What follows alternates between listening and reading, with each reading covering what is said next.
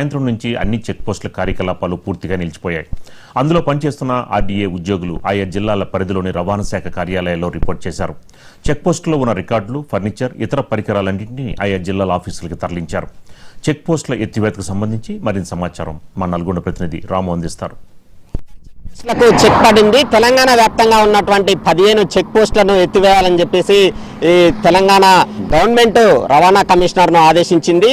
నిన్న 5 గంటల లోపు ఎత్తివేసి సీఎంఓకు నివేదిక ఇవ్వాలని చెప్పేసి చెప్పడంతో కూడా హుటాహుటిన 15 చెక్ పోస్టులను కూడా ఎత్తివేశారు. ఆ చెక్ పోస్టుల పరిధిలో ఉన్నటువంటి ఏదైతే ఫర్నిచర్ కావచ్చు, రికార్డులు కావచ్చు, కంప్యూటర్స్, మొత్తం సామాగ్రిని అన్నింటినీ కూడా డీటీసీ కార్యాలయాలకు తరలించినటువంటి పరిస్థితి అయితే ఉంది. వెంటనే అక్కడ ఫ్లెక్సీలను కూడా ఏర్పాటు చేయడం జరిగింది.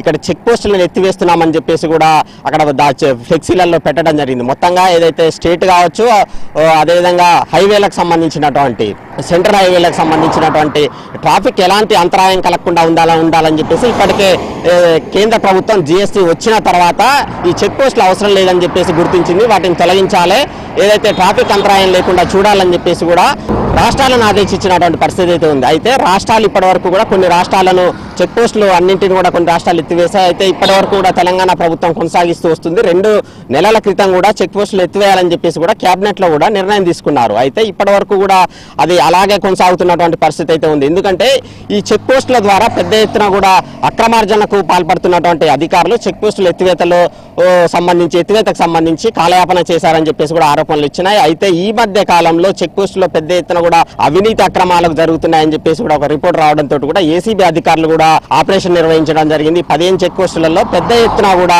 లెక్క చూపని చెప్పేసి ఆదాయం లక్షలలో దొరకడం జరిగింది. అదేవిధంగా ఎవరైతే సిబ్బంది అసలు అక్కడ పనిచేయని సిబ్బంది కూడా పెద్ద ఎత్తున కూడా అక్కడ కనిపించింది. మొత్తానికి దీనికి సంబంధించిన ఒక నివేదికను కూడా సీఎం రేవంత్ రెడ్డికి అందించింది ఏసీబీ అధికారులు. దీంతో కూడా వెంటనే రేవంత్ రెడ్డి సీరియస్ అయ్యి వెంటనే చెక్ పోస్టులు ఎత్తివేయాలని చెప్పేసి కూడా అధికారులను ఆదేశించడంతో కూడా సీఎంఓ నుంచి ఆదేశాలు రావడంతో కూడా ఊటావుటిన చెక్ పోస్టులు ఎత్తివేయడం జరిగింది. దశాబ్ద కాలం నుంచి కూడా ఉమ్మడి నల్గొండ జిల్లా వ్యాప్తంగా కూడా 3 చెక్ పోస్టులు, ఇటు కోదాడ వద్ద చెక్ పోస్టు, అదేవిధంగా వాడపల్లి, అదేవిధంగా నాగార్జున సాగర్ వద్ద 3 చెక్ పోస్టులు ఉంటాయి. ఈ 3ంటిని కూడా ఎత్తివేసి ఆ పరిధిలో ఉన్నటువంటి సామాగ్రిని అంతటిని కూడా ఇటు ఆర్టీఏ కార్యాలయాలకు తరలించడం జరిగింది. అయితే ఆర్టీఏ సిబ్బంది ఎవరైతే ఉన్నారో 15 చెక్ పోస్టులలో దాదాపు 70 మంది పైగా ఇటు ఎంవీఐలు కావచ్చు, అదేవిధంగా ఏఎంవీఐలు ఉండడం జరిగింది. వీరందరినీ కూడా వివిధ కార్యాలయాల్లో సర్దుబాటు చేయడంతో పాటు ఎన్ఫోర్స్మెంట్ కార్యాలయాన్ని కూడా విధుల్లో నిర్వహించేందుకు కూడా వారిని అక్కడికి వెళ్లాలని చెప్పేసి కూడా ఆదేశాలు జారీ చేసినటువంటి పరిస్థితి అయితే ఉంది. అయితే చెక్ పోస్టులను ఎత్తివేసినప్పటికీ కూడా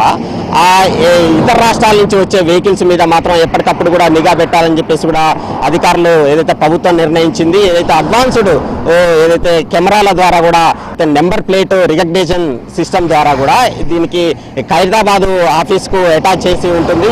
తోటి కూడా దీన్ని ఎప్పటికప్పుడు కూడా పర్యవేక్షిస్తుంటారు. ఇతర రాష్ట్రాల నుంచి వచ్చే వెహికల్స్ ఏవైతే ఉంటాయో ఇప్పటికే ఏదైతే ఆన్లైన్లలో పర్మిట్లు తీసుకోవాల్సి ఉంటుంది. ఆ పర్మిట్లు ముందే తీసుకొని ఉంటారు కాబట్టి ఆ పర్మిట్లు చూపిస్తే సరిపోతుంది. అయితే ఆన్లైన్లో ఉంటుంది కాబట్టి పెద్ద ఇబ్బంది లేవు.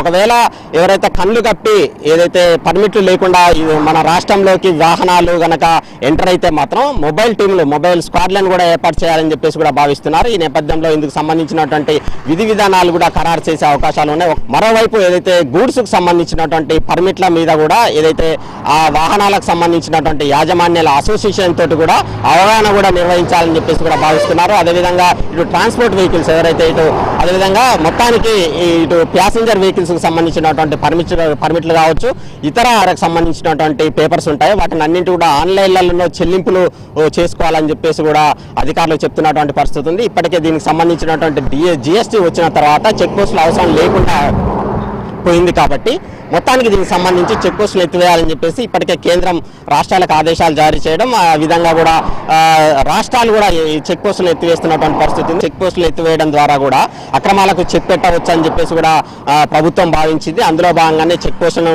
ఎత్తివేస్తూ నిర్ణయం తీసుకున్నటువంటి పరిస్థితి అయితే ఉంది. మొత్తంగా దీనికి సంబంధించినటువంటి విధి విధానాలు కూడా త్వరలో ఖరారు కానున్నటువంటి పరిస్థితి అయితే ఉంది. ఇది ఇక్కడ తాజా పరిస్థితి. కెమెరా పర్సన్ జనార్దన్తో కలిసి రాము, మహాన్యూస్, నల్గొండ. 2 రోజుల నుంచి కురుస్తున్న భారీ వర్షాల కారణంగా ఉమ్మడి కడప జిల్లా వ్యాప్తంగా